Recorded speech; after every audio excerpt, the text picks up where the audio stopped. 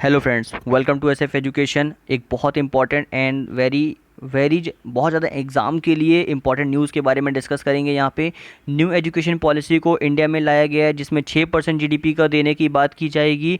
और एक बहुत ही इंपॉर्टेंट नया वर्डिक्ट लिया गया है, जिसमें मिनिस्ट्री ऑफ जो ह्यूमन रिसोर्स डेवलपमेंट को है, उसके नाम को चेंज करके मिनिस्ट्री ऑफ एजुकेशन रख दिया गया है। ठीक है, जिसके ज़रिए 6% ऑफ जीडीपी का एजुकेशन पॉलिसी के ऊपर खर्च किया जाएगा। तो before going to understand the complete video, please subscribe the channel and press the bell icon for the latest and the new update. ठीक है, तो आई होप आपको पूरा इन वीडियो अच्छे तरीके से समझ में, और कोई डाउट होता तो प्लीज़ कमेंट बॉक्स में पूछ लीजिएगा। चलिए समझते हैं पूरा कंप्लीट डिस्कशन।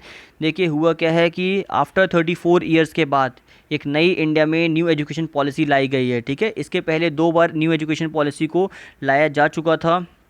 जो फर्स्ट टाइम 1968 में जब इंदिरा गांधी की गवर्नमेंट थी, और सेकेंड टाइम 1986 में when the government was Rajiv Gandhi, जब राजीव गांधी की गवर्नमेंट थी, तब 2 बार इस एजुकेशन पॉलिसी को लाया गया था। हालांकि जो गवर्नमेंट ने अमेंड किया था 1986 पॉलिसी को, किसमें 1992 में, तो इट वॉज लार्जली सेम। ठीक है, तो 1986 की ही पॉलिसी को 1992 में लाने के लिए उन्होंने क्या कर दिया था, लगभग उसी पॉलिसी को सामने एक्स्ट्रा बढ़ा दिया गया था, लेकिन नया ड्राफ्ट नहीं लाया था। ठीक है, तो केवल अभी तक के इतिहास में, पूरी कंप्लीट हिस्ट्री में ये तीसरी एजुकेशन पॉलिसी है जो इंडिया में लाई गई है।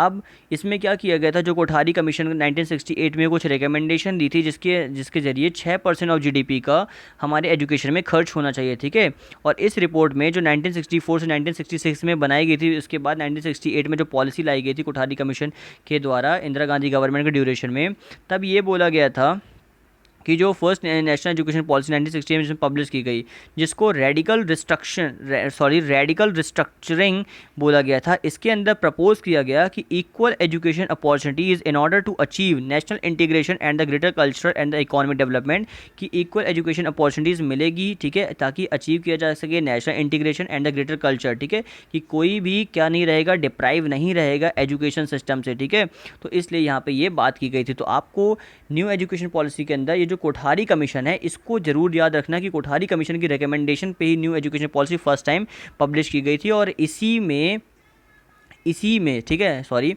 इसी में 6% ऑफ जीडीपी का क्या किया गया था, जो रिकमेंडेशन दिया गया था। फिर आगे थोड़ा समझेंगे। जो 6% ऑफ जीडीपी का रिकमेंडेशन जो मैंने पहले बताया कि इन 1964 जो कोठारी कमीशन के द्वारा इसको लाया गया था, उसमें ये बोला गया था कि 6% ऑफ जीडीपी का खर्च किया जाएगा। ठीक है, एजुकेशन के अंदर। But India never spend 6% of GDP on education since independence.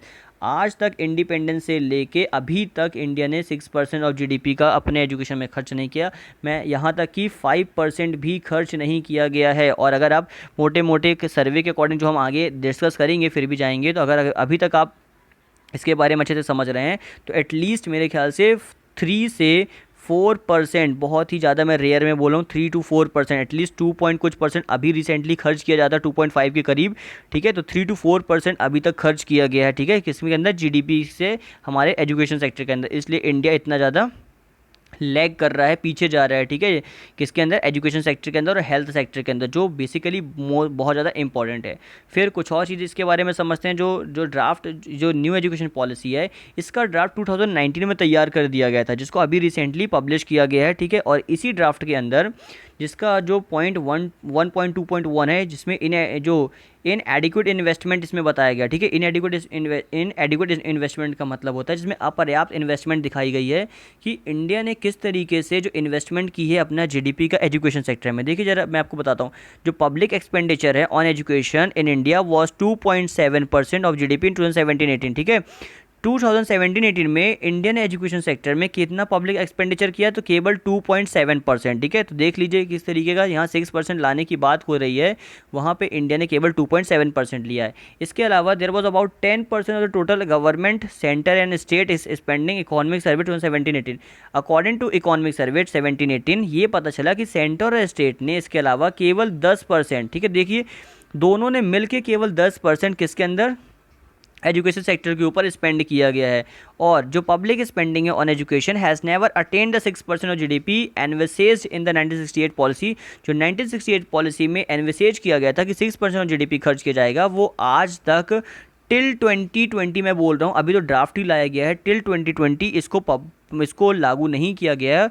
और रीइटरेटेड इन द पॉलिसी 1996, इसको रीट्रेट किया गया था वापस 1996 में, वहाँ पे भी पब्लिश नहीं किया गया। फिर फर्दर कुछ रीअफर्मेशन किए गए 1992 में, वहाँ पे भी इसको पब्लिश नहीं किया गया था, ठीक है।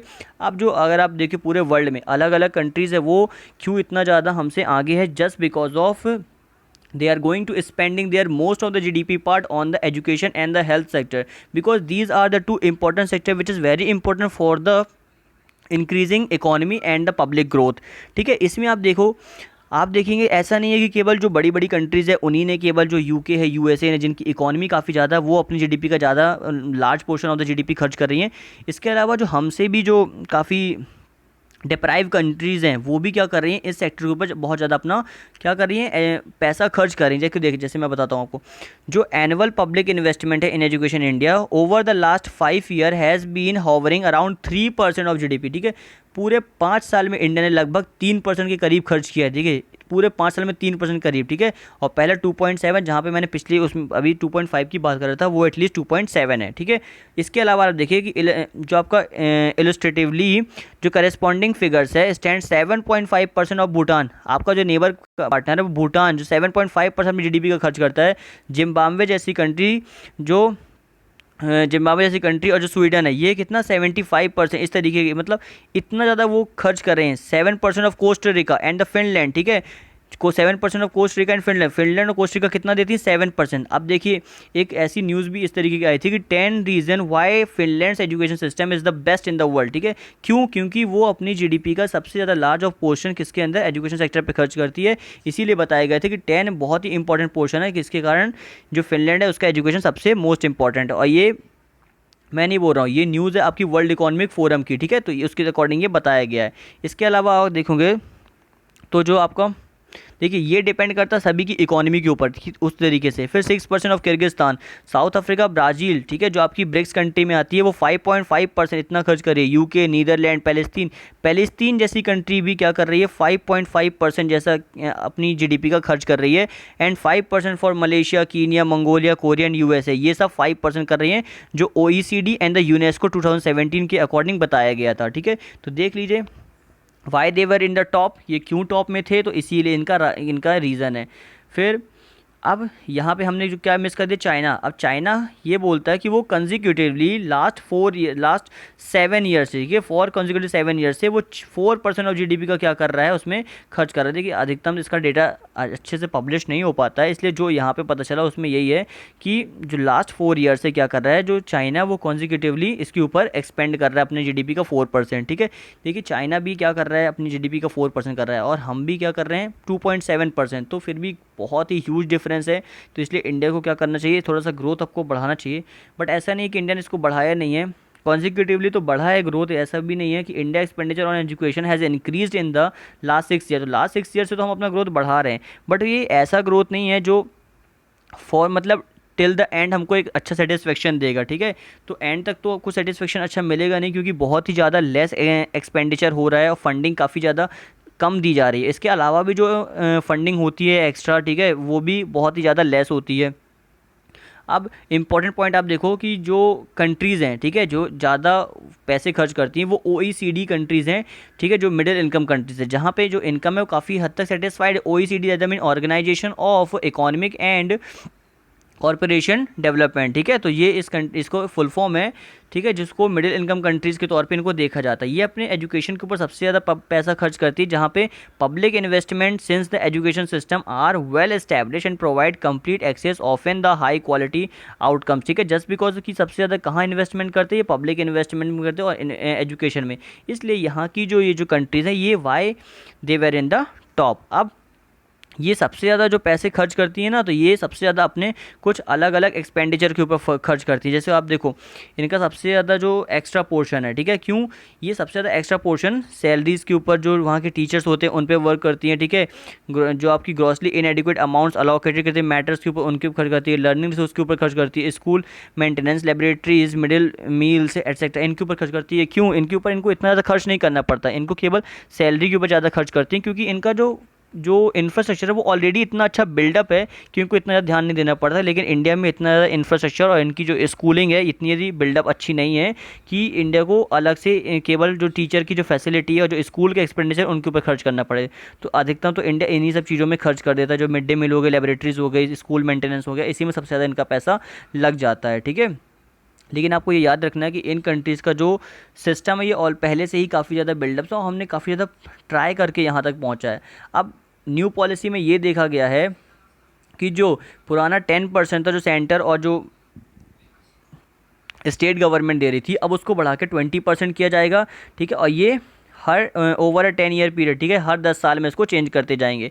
फिर gradual increase will ensure that as well all the action of this policy come on stream, adequate funding is made available while giving the government room to plan the accommodate these increase, ठीक है। तो इनके increment के लिए यहाँ पे बात की जाएगी, ठीक है। तो ये यही बात है कि यहाँ पे 6% और जीडीपी को देने की बात करें, आई होप मिल जाए तो बहुत ही अच्छा है, ठीक है। हमारा एजुकेशन सेक्टर और ज़्यादा बढ़ेगा और 20% जो गवर्नमेंट जो पहले 10% खर्च करती थी, अगर वो भी खर्च करने लगेगी तो फिर तो तब तो डेवलपमेंट काफ़ी ज़्यादा एजुकेशन पे और ज़्यादा हो पाएगा। तो ये था कंप्लीट एजुकेशन के ऊपर जो हमने पूरा इन्वेस्टमेंट देखा था कि इसके ऊपर जो पूरा वर्क जिस तरीके से अभी इंडिया कर रहा है, ठीक है।